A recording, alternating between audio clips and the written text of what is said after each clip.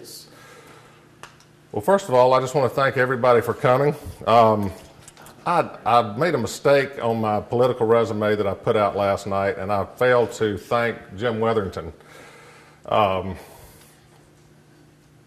I feel like such a fool for doing that, but he really helped me get my political start, my political legs. And he and Shirley have been very, very good to me and my family. And anyway, I wanted to clear that up and apologize to Mayor Chief Wetherington to begin with. I'm here today to talk to you about why I have decided to become a candidate for the District 8 seat on the Muscogee County School Board. So you may be wondering, where are all the supporters? Where are all the balloons? Where's all the music? Where's all the fanfare? And where's my family? Let me explain. I made the very conscious decision to keep this event very simple. And the reason is that I do not want what I have to say to get lost, for my message to get lost. Make no mistake about it, my family supports me in this endeavor. If not, I would not be here.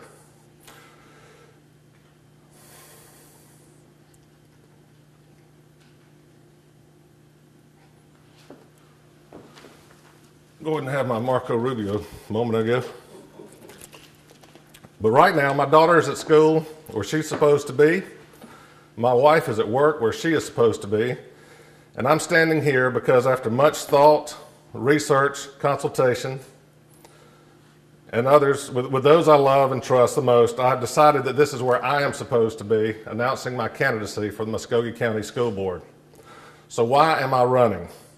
It is no secret that the vast majority of the students in our system are trapped in struggling schools. It is no secret that our local public school system has been in steady decline, certainly since I have lived in Columbus over the past quarter of a century. And it is no secret that many citizens have lost confidence in our Board of Education as a whole. I'm a proud product of public education, so these things concern me greatly. 6 months ago, I would have laughed in the face of anyone who suggested I would ever seek public office. I've been successful and content as a lawyer and helping others get elected to various positions. As you may have heard, I have worked as a citizen activist over the last year or so, attempting to effect positive change for our children. The reason I'm running is that I have come to the conclusion that I have done all I can do as an outsider, and much work remains to be done. I have realized that in order to bring about much needed reform in our local public school system and restore trust in the work of the board, I need direct influence and I need a vote on the board. And I can promise you, when I take my seat on the Muscogee County School Board, my voice will no longer be filtered or silenced. Finally, to be effective in helping bring about needed improvement, I need all of the relevant information, not just the information that is allowed to filter through those who are not answerable to the voters of Muscogee County. While there is much work to be done, my number one priority will be to reset the financial priorities of the Muscogee County School Board. This must happen if our kids are going to get a fair shake. One survey tells us that our public school system presently has an overall rank in the bottom 15% of county school systems in the state of Georgia. I found another survey that showed our system in the bottom 1/3. Either way, this is pitiful and this is shameful. At the same time, taxpayers in Muscogee County are burdened with the third highest property millage rate in the state. Clearly, we are not getting the return on our educational investment that we deserve. Also, we have become complacent through the years, tolerating circumstances in our school system that we should just not have to endure. Let me give you some examples. For years now, our dedicated teachers have been forced to spend their own money to provide supplies for the classroom, and parents are forced to provide more than basic supplies for their children. Kids don't have enough books in order to take home to learn outside of the classroom. Kids are forced to pay money to participate in sports. Teachers are limited in the number of copies they are allowed to make in the offices of our schools. And there are many other similar problems. And then there are the misguided spending decisions. Last year, the board voted to spend $500,000 on a storage facility for outdated school board records.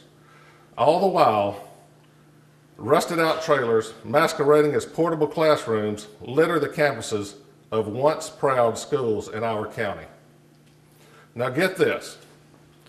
Also last year, the board voted to spend $90,000 on a 3-year no-bid contract with a company allegedly for research and advice on whether or not to maintain yet another more expensive no-bid relationship. Among other problems with this picture is that the no-bid research firm somehow engaged a source for advice that had also previously had a no-bid relationship with the school board district. Bizarre, yet true. These are but a few examples of how money is being wasted, but the money is not getting where it belongs. And that's why our kids aren't learning and why our kids are being cheated out of a quality public education. I also want to address an issue that has crippled our school system for decades now, and it really concerns me greatly and probably is not a big vote getter, but it's going to change. In our school system, there lives a culture of fear. Both teachers and parents have been afraid to speak out, complain, or question authority.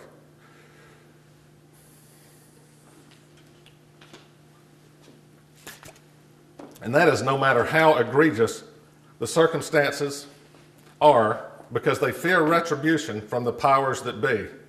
And let me be clear, I do not include our superintendent, Mr. David Lewis, as one who has been involved in or has tolerated this culture.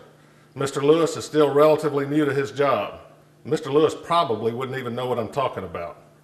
But others who have been silenced understand exactly what I'm talking about, including prominent citizens and other superlative teachers that we cannot afford to lose. If you don't hear but one thing I say today, I want you to hear this. The day that I take the oath of office, the intimidation that has gripped this school system for decades will come to a screeching halt.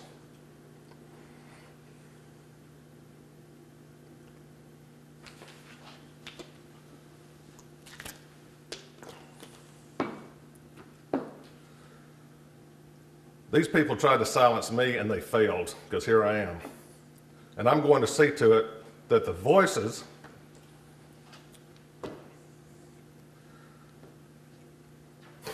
of those in the trenches, those most responsible for the education of our children, are heard from again, and that their voices are loud, clear, and candid. Those in the administration cannot fix what they don't know about or don't want to know about. I also want to address the need to reset the financial priorities of our school system. We've all heard about the no-bid lawyers. And while it is true that we've been spending over twice the going rate for legal services over the last several years, it ends up this particular expense is only the tip of the iceberg. I had an unlikely visitor at my office 2 or 3 weeks ago. A longtime school board member who was up for re-election this year asked to come speak with me. I agreed to see him, mostly out of curiosity. That visitor was John Wells. In short order, Mr. Wells became very irate as he chastised me for being critical of the board's overpayment of the school district lawyers, but not being critical of other much more serious and expensive episodes of wasteful spending by the school board. Wells went on to tell me something I did not know, and I bet you didn't know either. So let me share it with you now. According to John Wells, the last 2 schools built in our system, Aaron Cone and Carver High School, were built without bidding out the construction contracts.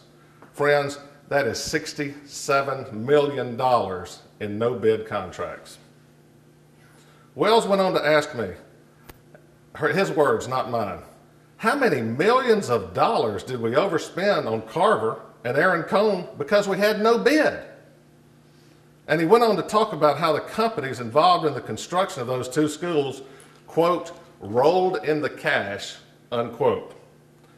Now, how bizarre is this? A 28-year school board member was upset that I had not been complaining enough about wasteful spending, or maybe he was upset that I was not complaining about the right wasteful spending.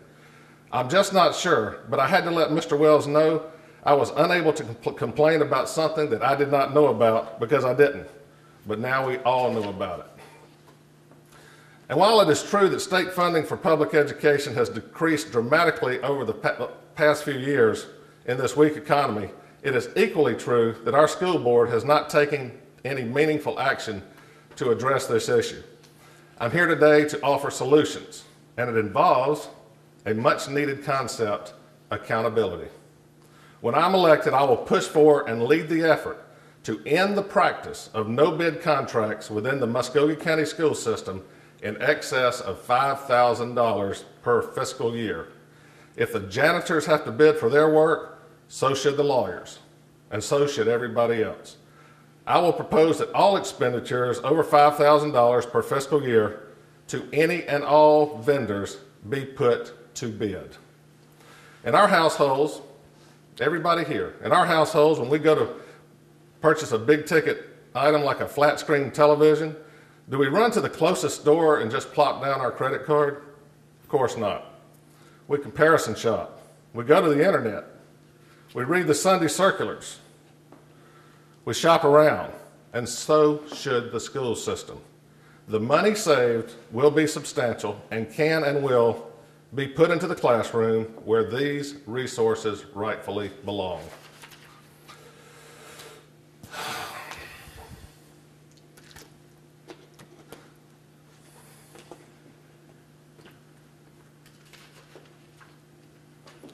Toughest part.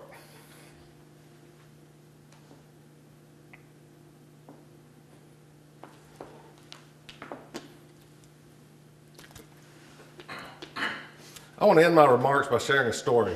A good friend of mine gave me some great advice. He said, you need to have your family out with you, front and center. My friend is right that my family is my greatest asset. Plus, my friend said, your daughter will be a freshman at Columbus High School in the fall.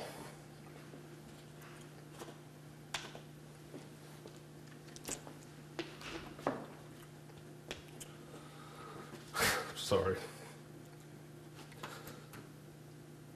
This campaign is not about my daughter.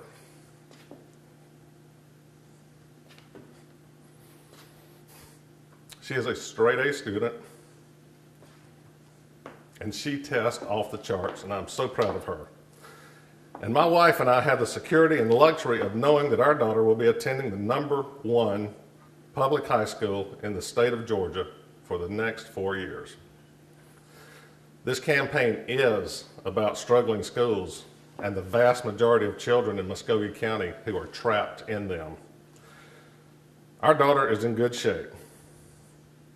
So this isn't about her, but it is about your daughters and your sons and your nieces and your nephews and your grandchildren and your loved ones and your friends and your neighbors' kids.